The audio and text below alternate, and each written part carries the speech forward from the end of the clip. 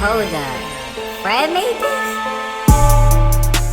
What's up? You're off the field with Isaiah Robinson, special guest Amir Hall, 6'4", 194, two-time Black College Player of the Year, two-time CIAA Player of the Year, Bowie State all-time leading passer, and touchdowns. How you feeling, Amir? I'm good. To the viewers out there, I'm not 195 no more. It's all good. Yeah. So what off the field is, you already know, off the field can make you or break you, no matter who you are. And I really want the outside world to get a look on our inside world so they can really understand like what it is to be an athlete in our everyday life. And I really want all the stuff that the people don't see to see it right now.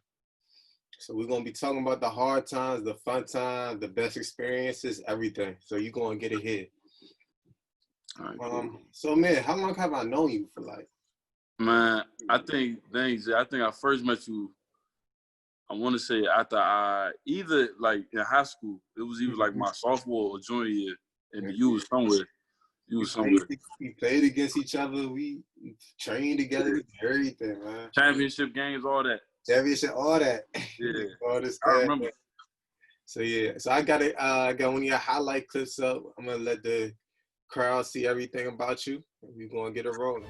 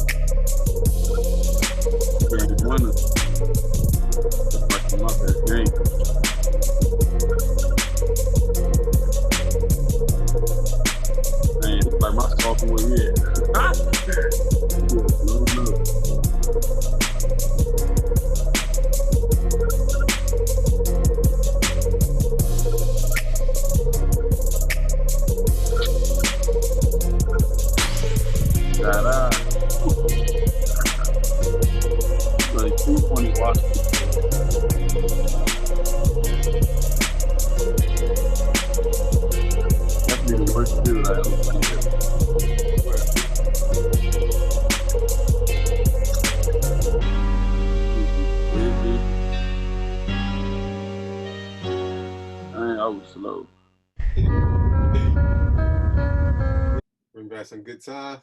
That's crazy. Yeah, for sure. I already know him. So, man, tell me what it was like growing up as an athlete. Like, how was it? I mean, it was fun. You know, coming from an athlete family, my mother played basketball, father played basketball, my sister played basketball. Me and my brother, we played a lot of sports, different types of sports, baseball, football, but me and my brother, we mainly just stuck with football. So just being in a athlete kind of family, like you just couldn't go out. You know, you had to play a sport in this house. Right. It had some type of sport. So it was fun growing up. Just the overall different experiences from different types of sports and different opportunities within those sports. Right. So I know nowadays, like, people getting quarterback training and people getting private trainers. Did you ever have any of that? Man, it's crazy. I talked to my father. I didn't have none of that. Like, bro, you know me. Like, I didn't have none of that. I'm like straight, like just raw. I never discredit my father for not knowing that, but I always tell people, like, if I have a son and he wants to play quarterback, it has to be start at an early age, like 8, just so he can get the mechanics and stuff like that. But I didn't have none of that. You know, it wasn't my father's fault because he didn't know. He just thought it was quarterback. But it's a lot of tools that go in playing this position. So I didn't start getting like no real training till like high school. So I was just raw. Yeah, that's how it was for me. Like you said, my people ain't know nothing about that either. Right. Like now seeing kids training at like 10 years old. Man, crazy. Like right? 6 years are like youngins, man. That's crazy. Youngins. It's crazy. So tell me why you chose Bowie State. Like, what made you go there? What made me choose Bowie, man, I only had, let me see, I had, this when we started getting into it, I started understanding scholarships. So I I was getting looks. I really wanted to go to Robert Morris. Thank God I did not. Yeah, but everybody left Robert. Man, what? I had an offer. I had a half scholarship offer from Shepherd, but Bowie gave me the most money, and it's crazy. I think it was like 2 nights or the night before signing day. I told my father, I'm like, man, I'm going to Shepherd, man. Like, winning program, great coaches. I'm not trying to go to Bowie. It's up the street. Right. But my father was like, nah, man, Bowie offered you the most money, so that's who you going. I'm like, all right. For sure. So, really, that's what made me choose Bowie is my father, no doubt. I was really, if it was up to me, I'd be at Shepherd right now. We wouldn't even be talking about my career probably right now if I'd have went to Shepherd. So you feel like you made the right decision without a doubt. Without a doubt. Do you feel like more schools should have offered you coming out of high school? Oh, definitely. You know, I'm pretty sure you feel the same way. Like, you just know you grew up in the area, politics. You know, if you wasn't going into that DeMatha, Gonzaga, or that top, whatever, or you wasn't in them camps getting that notoriety, it's tough trying to get on somewhere and coaches seeing and believing in you. So that's the toughest part. But definitely, I felt it's crazy. My junior year, I think I sent like 40 schools my highlight tape, just by me, not even coaches, just copy and pasting each coach email and then like, hey, what's up, coach? This is my highlight tape going into my senior year, boom. But yeah, I definitely thought I should have received more offers, but everything happened for a reason. Politics definitely do play a huge role nowadays. Like, it does matter what school you go to, what coaches you had, just things like that. Like, it really plays a huge role. It's crazy. Right. It really wasn't like, I say back in the old days, it's just basically a more raw talent, like who was better. And like when we was growing up, and now it's like nowadays they try to like give everybody offers, like just to go to the school. It don't even matter of talent no more for real. It's getting crazy. It is definitely getting crazy. So, tell me about your journey becoming a starting quarterback at Bowie State. Like, did you go in becoming a starter, or like how did that go? Man, nah, not at all. I know got that straight off the bottom. I came in, man, what was it? Man, it was probably 5 quarterbacks in front of me, and it was me. That chart. Yeah, I was like 5 or 6. Oh, wow. I don't know if you know Emil. He went to Potomac. He came in with me, and Robert Harris, the basketball court, he was there with. So man, it's like 7, 8 quarterbacks. So I'm like, I'm like at 6, 5, and I don't know. But you want to explain what the depth chart is, right quick, to the viewers? Oh, explain what it is? Yeah, what the depth chart is. So the depth chart basically is the number 1, of course, you got your starter. The number 2 guy is the starter goes down.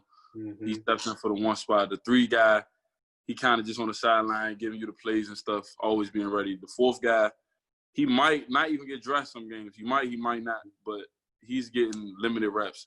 5, 6, and 7 guys, you're not getting dressed. You might be traveling. Fortunate enough for me, I traveled to every game my freshman year. But yeah, you're not seeing no reps with no type of ones. You getting all the reps. Scout team in the practice. So people don't even know that, like, not everybody on the team travels. Like, a lot of people stay home. Like, on the depth chart, people won't even make it to the traveling squad. Games. It's a grind. It's without a doubt a grind, 24/7. But just going back to the depth chart, really just having a plan for myself going into day 1, I was like, man, I want to do something big for this university. I want to take over the whole school. I just want to turn Bowie up to like another like crazy level. Right. So yeah, man, I just bust my ass like that whole freshman year. I would just study. Quick shout out to Nemo for being in me, staying on me. He was older than me, but he was in front of me in the depth chart. But it was a guy like that who didn't let jealousy or envy and none of that get in the way. He was still willing to help me out, which played a huge part of my development. That's big too. Yeah, my coaching staff, Coach Mo, Coach Raul, all of them. But yeah, just going through each game my freshman year, just dissecting what I would have done if I was playing, and then my sophomore year, that's when I just hit the ground. Like, man, I'm about to take this thing over. I'm like, I'm ready. Right. So, yeah. So that's when you got your first starting job as a sophomore year? So backtracking to my freshman year, I wasn't getting dressed for the first couple games, probably first 5 games, but I was traveling. Then our quarterbacks one got ineligible, and then one ended up getting hurt. But this is late on the line. Nemo ended up getting hurt in the championship game, and he couldn't. We lost that game, but we had a playoff game the next week. He couldn't play in the playoff game, so I was the number 2. Oh wow! So, that guy who was at quarterback, Teddy, he ended up getting hurt towards, I think it was the 4th quarter. He ended up getting hurt, and then we had no quarterback. It was just me. So at this point, man, we losing 40 to 15.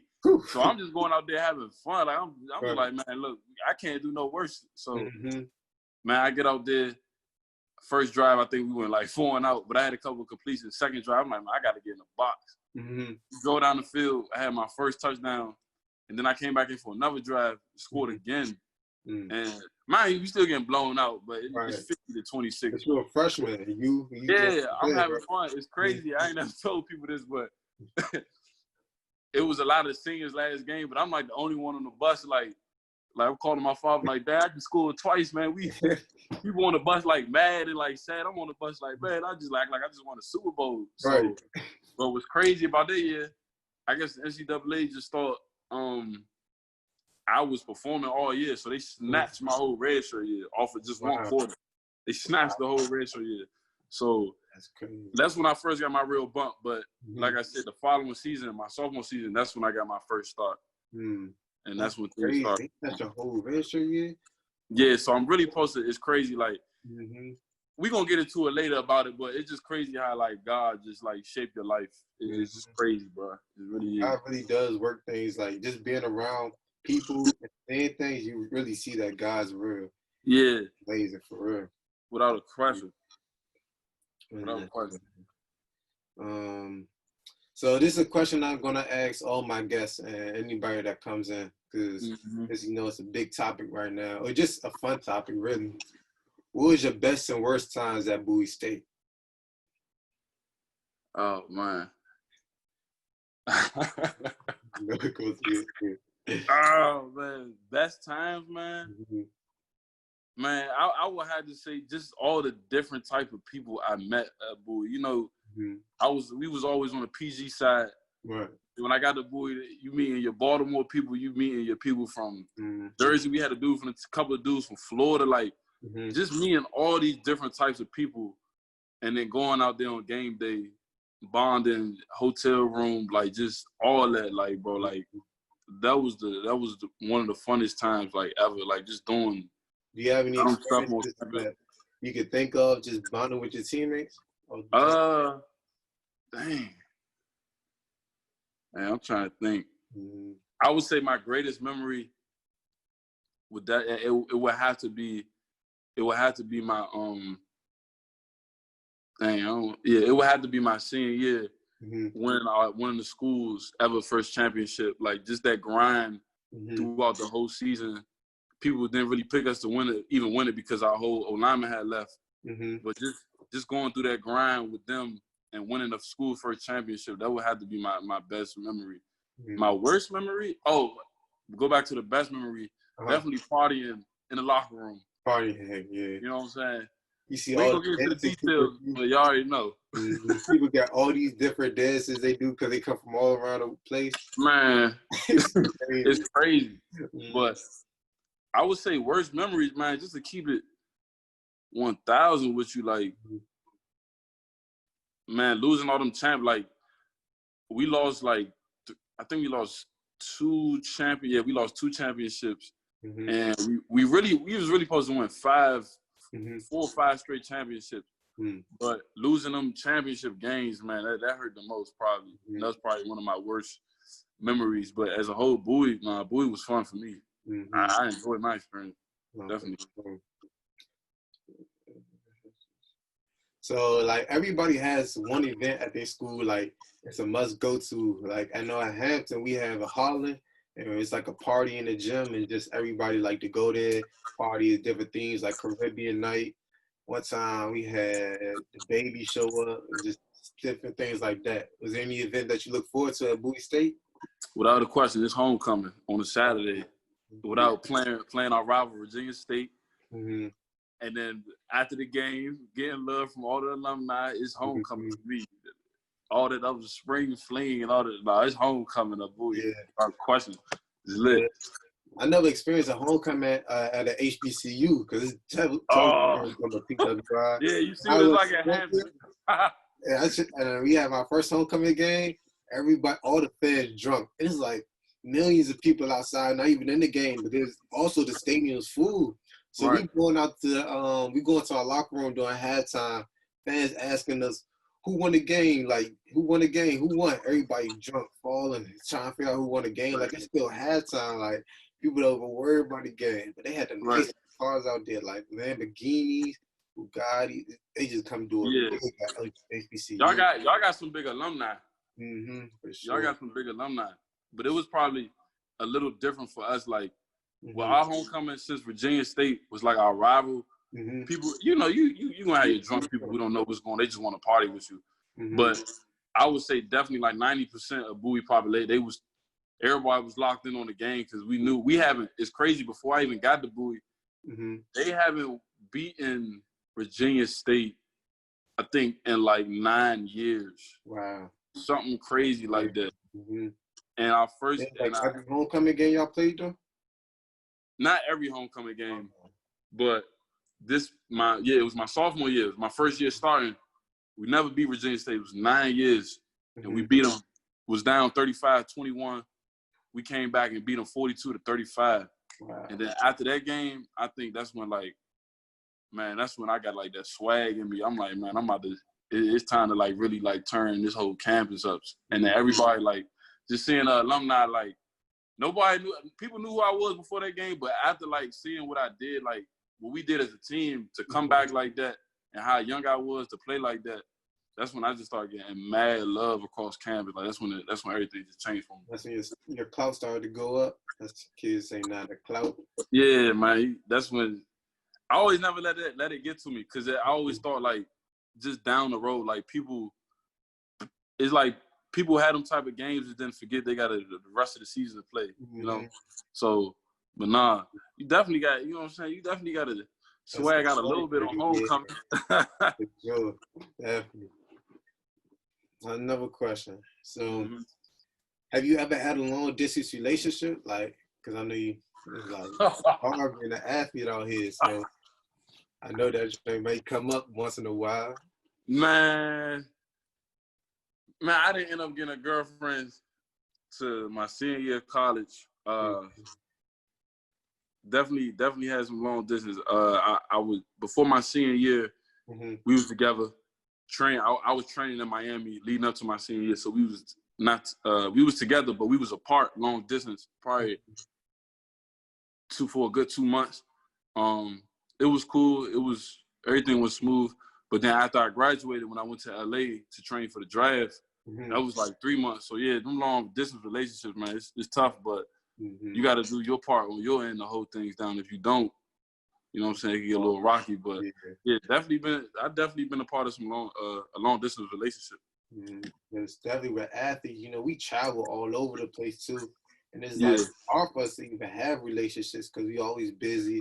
We studying, either we working, we doing something. And it's just like, it's crazy. Like, we don't have time for a lot of things. Like, sometimes girls don't even realize that. Yeah. The special ones do, though. Yes, for sure. The special ones do. For sure. Yeah. So going to Bowie State, how did you manage your new friends and your old friends when you went to school? For you, it might be a little bit tougher because you stayed in state. Like, did you have to leave anybody? Did you have to, like, how was I think I maintained a great relationship. I handled it real well. Definitely my new bros I gained at Bowie always gonna be a part of my family. But keeping it, especially my freshman year. My freshman year is when I met. Like, you had people that go to Douglas, you had people that go to Wise, we always knew about each other, but we never like met each other. So meeting them for the first time, being in the summer program with them, us talking about PG football or even Baltimore football, like, man, that was dope. But no, my old friends, I wouldn't really say like old friend. I would just say friends from like high school and like middle school. I still kick it with them to this day. Like they still my family for life. So I never had a problem with just keeping, you know what I'm saying? Like just cutting off all my old friends for new friends. I always kept that balance. Everybody was cool. Yeah. And I didn't realize how many people went to Bowie State, and so like, how many people from Baltimore, especially. Yeah, it started picking up probably after my sophomore year. That's when I would just walk around campus like dang, Bowie a commuter school, so you just be walking around. You be like, dang, you go ahead now. Like it started to get like that a lot on campus. Like it was a lot of people transferring in. No, for sure. All you hear is dummy. I used to take the train every day to St. Francis, and like they have a commute from Baltimore because I used to do the commute from Baltimore and everything. Yeah, St. Francis right now. We had a couple guys from St. Francis on the team. Funniest dudes ever, man. Funniest dudes ever. You don't understand. Like athletes are really funny. Come from me. That's that bond though. Like that's just where that bond and all that. Like just people coming from different backgrounds, just working together for a common goal, bro. That's for sure. That's the best thing ever. It really is. So this is a huge topic too. This is another question I'm gonna ask all my guests, and I don't want to incriminate nobody, but what did you do for money being in college since you really couldn't have time to get a job? Had to call my dupes. That's about it. Right. You know what I'm saying? I think my mother would give me. I mean, I don't know. I definitely had to. I didn't have to worry about that part too much. You know, it's a difference between needs and wants. Of course, every athlete you want, you know what I'm saying, you want that $1,000 check every, you know what I'm saying? But I didn't have, my parents was in a great position with money. So if I really needed something, they could definitely give it to me. But I wasn't the type to always like just felt like, Mom, I need some money, you know what I'm saying, just to get clothes or something. You know, as athletes, if you a real athlete, man, you going to class in some sweats, slides, you cooling with the hoodie on. Maybe dress down like one day out of the week. You know what I'm saying? But like on Friday, you was cooling. Yeah, you was cooling. For sure. Any situations you regret while being in college?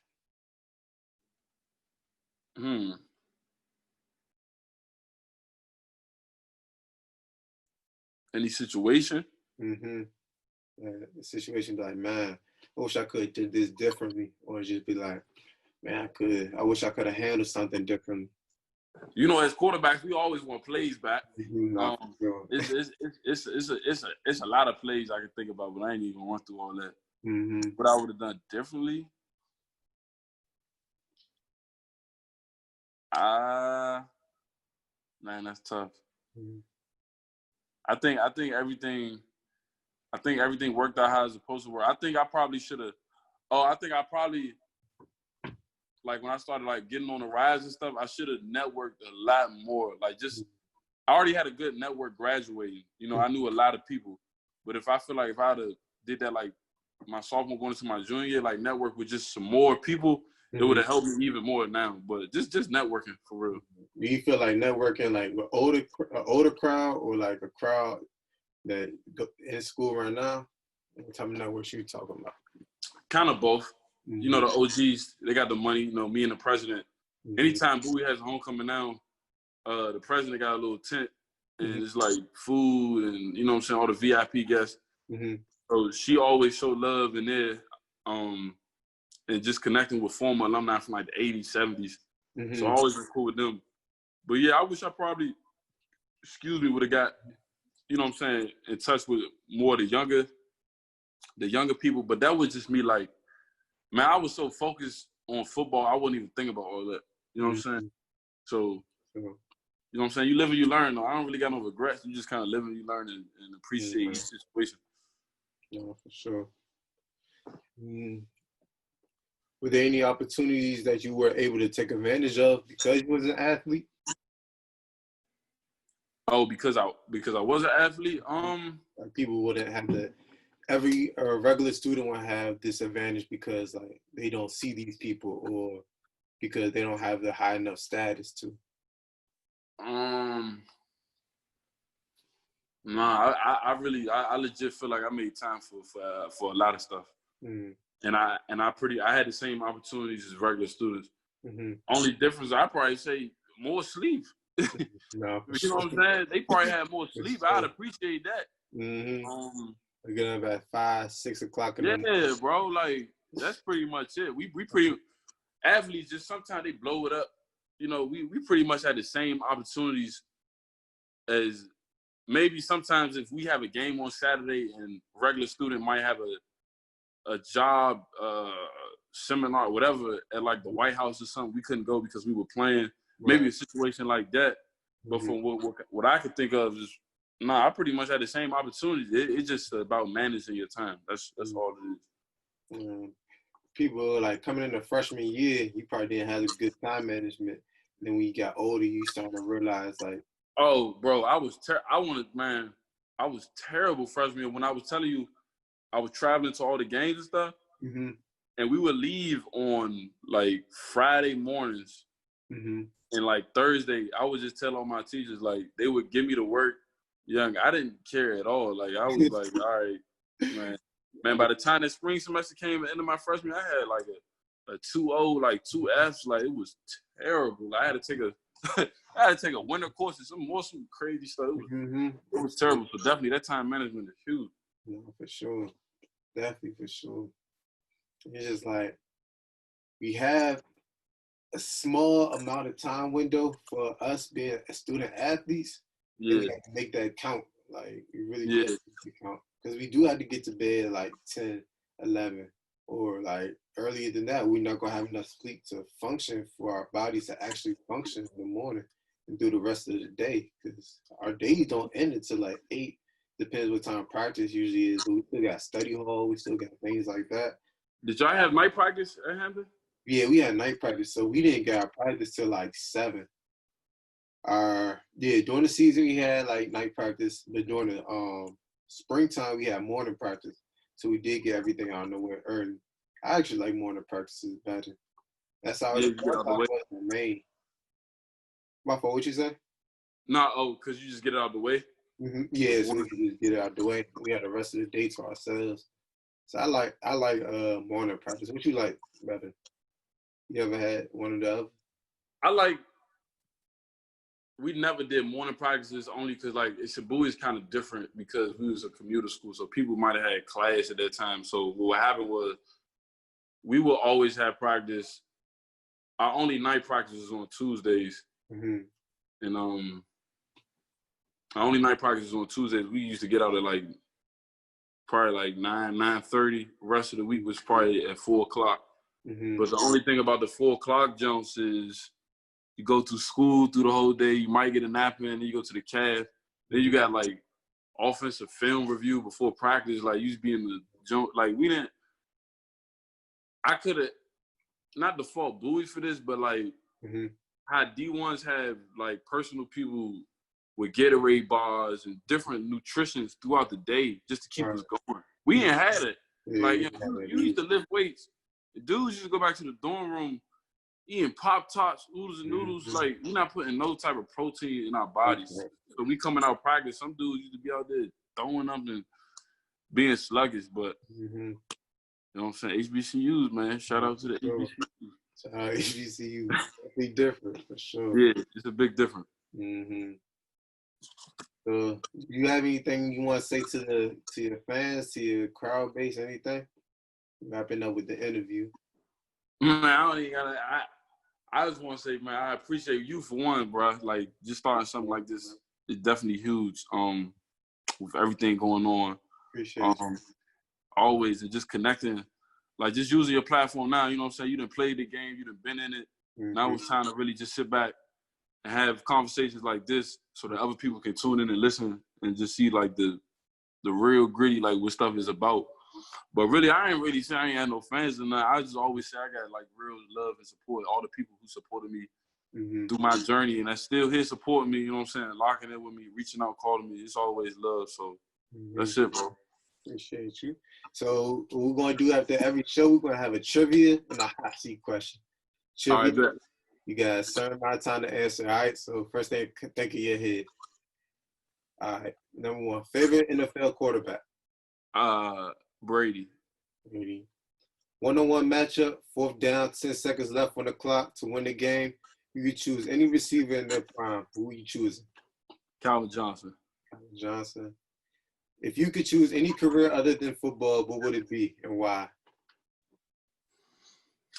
It would be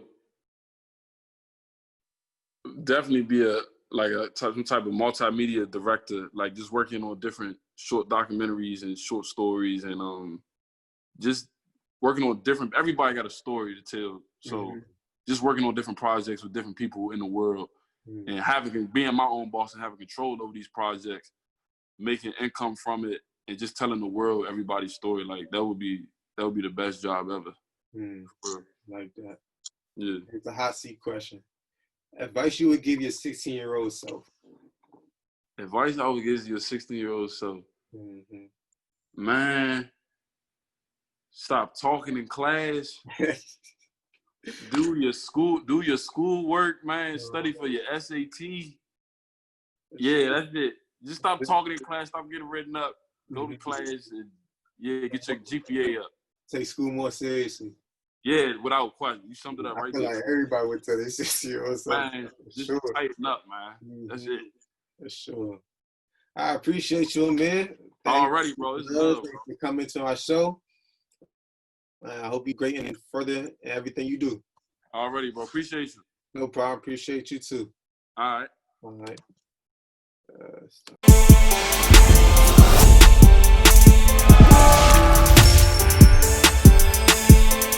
Hey, hold up. Fred made this?